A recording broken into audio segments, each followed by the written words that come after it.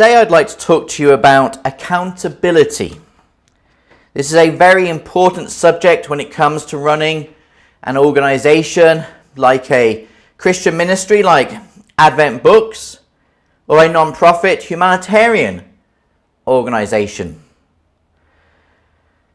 Accountability is so important. Yes, it's important to be accountable for time, but today I want to focus in on accountability for financial accountability. First of all, it is of course good practice to be able to show that you've had so many donations come in and you've had so much money go out, and to be able to keep the receipts for that. You may want to use a tool like Excel or Sage, QuickBooks or whatever, but it's essential you keep a track of your financial transactions. And then you can see that you've had £100 come in, £100 go out, and you have the receipts for them. You also know what your bank balance will be. That is very important. I would encourage any organization to always have either a small bank balance, as we should not be hoarding God's money, or if you've got money there, you've got specific plans for it. I heard of one organization and they just keep $1 million, can you believe it? $1 million in the bank just as a minimum level, so to speak. But we should be putting all of God's money into the work. Another reason why you should have good accountability is, what happens if HMRC, IRS, or whatever tax authority you work with comes knocking on the door and accuses you that you've had all this money come in and you're using it for your own personal gain? If you've got all those receipts, you've got evidence that that is not the case. Advent Books is VAT registered or sales tax registered, and we had HMRC knocking on the door. To cut a long story short, they did their audit and they found that we were in the clear after we answered just some questions, which is normal as part of a HMRC VAT audit. The question is, could you do that? It's always a stressful time when a regular or irregular audit comes. And you need to realize that in this case with VAT, they can do an audit every 7 years or every so many years, whatever they require to do.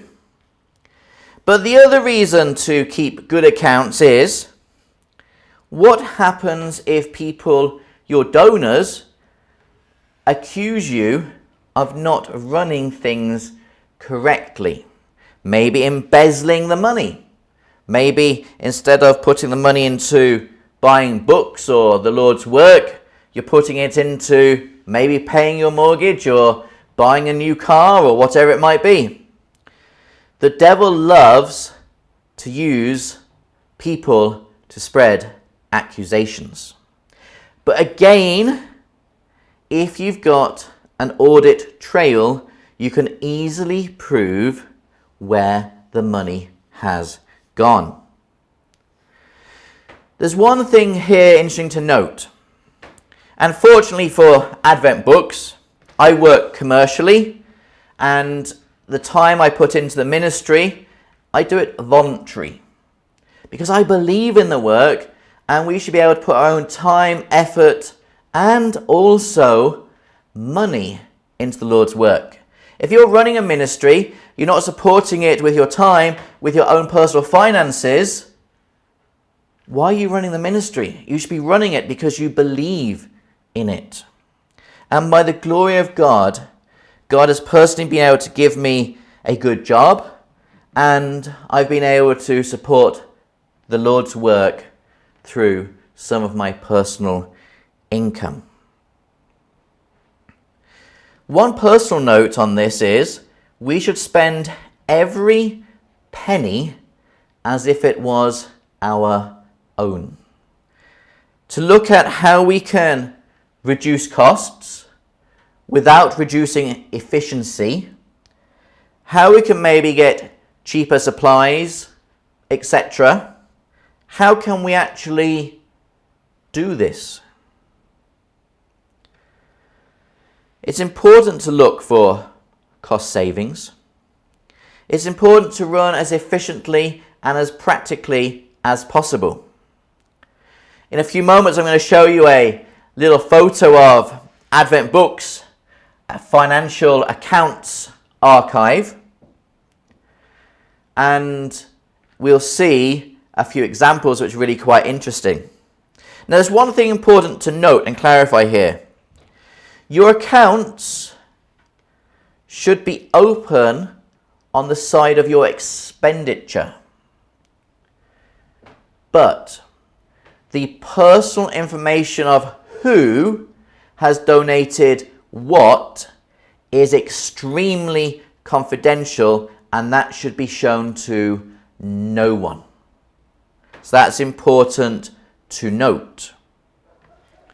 And when I say no one, if you had HMRC or IRS on the door, they don't care about the names. It's just the value of this has come in, the value of that has gone out. But I picked out from our archive 2 folders. One from 1996, 25 years ago.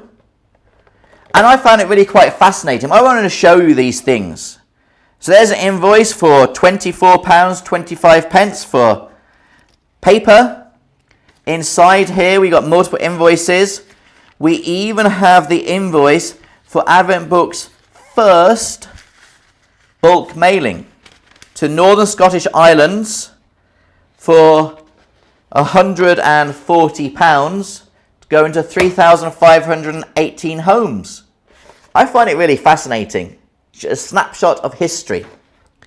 And then up until 2006, 2007, another book of different receipts, different income. Here's an invoice for Royal Mail, £283.42 plus VAT to send books out to people who requested them. Really quite fascinating. That's just a snapshot. Maybe I should take more time looking at it to see the history. But we just keep those just in case people ever ask.